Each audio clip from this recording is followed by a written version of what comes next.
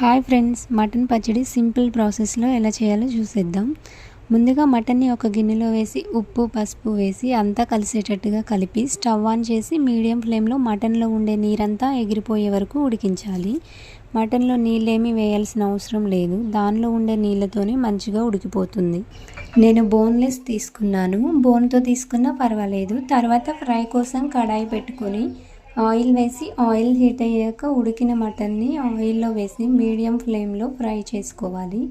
మరీ ఎక్కువగా ఫ్రై చేస్తే ముక్క గట్టిగా అవుతుంది, అందుకే బ్రౌన్ కలర్ లేయర్ ఒక్క లేయర్ ఫామ్ అయ్యే వరకు ఫ్రై చేసి తీసుకుంటే సరిపోతుంది.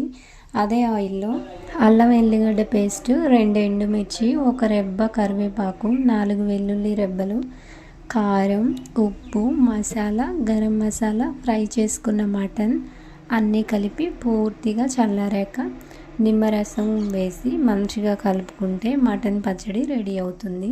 ఇది వెంటనే తినాలి అన్నా తినొచ్చు. 2 రోజులు పక్కన పెట్టి మాగాక తింటే ఇంకా బాగుంటుంది. లైక్ చేయండి, షేర్ చేయండి, సబ్స్క్రైబ్ చేయండి ఫ్రెండ్స్.